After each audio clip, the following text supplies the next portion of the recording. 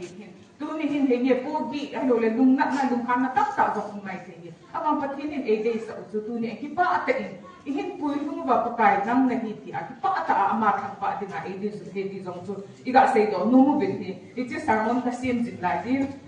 Sir John Templeton di ka ama kisim ni ka sim to in ama hin company din ka na sumle pai de pol ni in ama asay chu interview about ama hi saga gen ke ko dinga nasa ta ani level do do ni ka na in school jong asa alo la hospital bo jong asin ite afu ama sangat ka sambo ti thu pi dinga hatta apan lami ani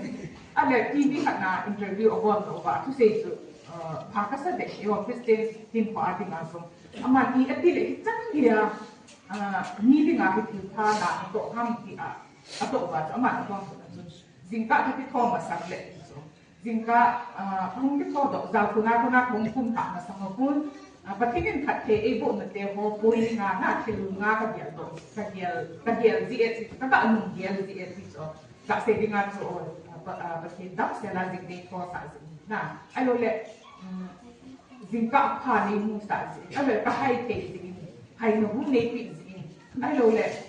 family ho insumi dam na nepi zingin tabang. Patingin katin ibu na dia ho til nga ka dia lin zo ti la tu ka tho de patin ka kham ba in hi chen na sa ta ka ga hin ko e tu de so che ka bet na hi de hi chi hin e tu za o ke hi pa nga patinin kate ibu a hi de ki ti ti a ko mo ti ha patinin sum le pa ya kate ibu a dam ke na a kate ibu a ko company zong lo hin ta chi ti ha ki hi ti a ke ding se aku dia ding ka pipo ke sanga ka subject school kai zo lo ho aki zen zo lo ho ai lo le ti aki sanga ka sam ho ke ka pipo pi di he ti aku pan kala si he so ha ji na sa te ke zong e tong ka in ke zong ka ga win ko na sa te e tong ka na ma sin ka si e zong ti tu la adi anu te ho na ti la kham ka ho kai ko ni aba mi ko ko le mobile ko tok le ma ki fo zin na ni to ma sa pen su ta ma zong le ba in mobile ki all pai ni zong da lo zo abang nu te ti to ako na duni ilo kon di dia na ilom zui ding ho ilom boy ding ho dia alo le ti bu hon ding ime hon ding ti in thanga ka ti ding alo le mi e ho si me te ho dia mi e se si me te ho dia so ti to a to ti dia ding le ti su ni pu te a ti ba ni ko e pi si ta so ke zong ti ma ka hon to ding o tu ni ka ta te ding tifin ipikasin piting o ano le itinme ko kun o ti ato ang higya dito ama kasin kasi ba na o kasinin ama sa pena zingka ito ka patinin bu na patinin halino bu e kadama zingka ko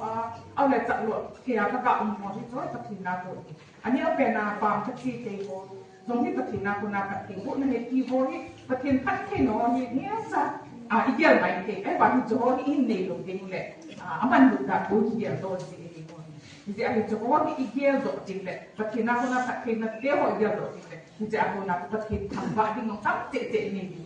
ni jo ni ideal te ji lo ja ke ka ni nam ko zo ni mai so ya ko patin tham ba ding phong gì in này lâu hồ hồ kia đó na anh lâu lệ mình ấy hồ xịt nè hồ cái xịt nè hồ kia chẳng phải rồi ấy lệ ấy trong thằng áo hình phải trong cái sẽ đi trong rồi cái xây đó nó mua bên này cái gì trong tu nhà thì dinh cái ít thôi thì mình đi bắt hiện thằng bạn gì vào nó cũng là dinh điều gì à bộ dinh hoa trong bộ dinh một bên là à bộ lâu lại một cái ít thôi thì mình bắt hiện thật thế ấy bộ nè cái hồ kia đó thấy chị liệu xuân nó không kia thì bạn ăn bụi thì bạn ấy thì til hạ sa rong nanti thì ilo le fugi so za chung chung chung nanti cái trong lệ ama sa pe na patin tin thak thì e bộ na te mo idia do le bu zi dam zong im ala zi dam im ke zi so I het sam zong le ka ga sei do no min thì a patin na bu na thak thì na I cham mo hi gel do zin din zong ho bung ni te ho le pa te ho bo le pa te ho zong point khat na ka ga sei do no mi counselor ho khat na sei zin til phai gel zing mo ni anu mu zong age te so na til si gel ho sa a so til pha min chunga til pha de gel ho ki pa a le ka ti nin khat te e bu na te ho gel zing ho ni anu mu zong ali nin ahi aka gaw din ko zong ahalin ta sa din ko azong ki pa na ne te hi di mo ngin te ka ti til si gel ho zing sa na so pati nin khat te e bu na te ho gel zing le ki pa nin ko pati thang ba ding zong tak te te zong so iga sei to nu bin ni dunia tiga dia lah neki aboy pen kanina for example sumle paya ko kibo sumle paya boy kanina ay lo leki bo adam mo kani kami kibo dong ama insa inhang ibo to ka ka ki wale e sama haksu zo e sama gimzo ay lo boy mo to zo ano zo abang le e sang ke sang iti ay ki la si asu kita su ti ding itagaw ko azong kinin ti ete ta sa din ko azong hingai si to ta ano ko ipui po zo aba midang in atuho midang to insa in tang to iga si ba ibo di pai ho ta ga ki ti ka ho ki jang ka ni po ti sa nga ha sa to zo ni in mo din le o pathin thang ba lo te di po ni aba ki to mu do na tinga na ko na pathin bu na ideal to ki ngai de ti zo iga se to nu mu bin ni pathin thang ba na ding ken ka se ji in Thanksgiving Day ho le to say le AP pathin thang ba thei lo ho pathin na ti pa na nei lo ho ti pa thei lo ho ti te pathin na tu mi wang pathin ko ma thang ba din ti pa tu te din ka nei ku ti ho hi ka be lo in chi ngai se ka ti ke ni ya kam so lo in na zo ka ha chi ji ho nen adam lo ti la lo in ka chi a kong thun ding la pathin ka thang ba na ding ki bol ka ding ji so ka pa pe na ni abang a tha lo ina zo abang i ICU a umzong dalo so abang ta kum kuma ki zendong dalo so lo in li na bu ti ana ti to ho ko mu a in tong tun te no pa ka ni tu ni a damon ni ya ta umzong le a kum tu ma lo ina de ko le ji na pa tin ka thang pa e ka ti ti so di de atu ni a ni ki pa te lo ho ti na pa tin thang ba na ding ne lo ho ka de lo in ka ti ji ngai de ka ti ju lo ina iti din o patinin kate ego na mo na sa dia to so ta sa bukin ke a ego iba lamzo te a mi lehat tu komu te da ale tu ni a ta sa ma dong bu ni te go na ipam ma dong ni ito pina ngai tu te la ta chi te go dong ki tu ni a iti te va dia do no go dia aba ni kale iti te lo ni le hin dia do dia dia tu ni a ba kinin dam na ap semua wo imu theiwa lam iso theiwa ani sanga ikile theiwa jing i tho ba lo i kon tho kon the ho bi jo hi pa thina kon khat the bu sa na o de ji long so ni ke sa lo la du jing ka ka be india do ki de ji so ka ga se do no me ni ya to ka experience ka ga se do no min ning kum kum sa ji le no min ki se ke mi lo bi nang ho ho bung lang ho in amahi kum sabnu kat le sapa kat ani zo ba hi kum som le ni zo ba hi sapa kat ani ki ada sapa ahin ne hin amahi hak si a tau na mai tak si le ro ren pu de hin kon si a kita aso in sum kat ba a kong so hi again ke a sa tau na mai tak so le ko na zo ki tau sa operation ki bo de zong le ot a lu di sin le ma ko milung len kat nurse kat ko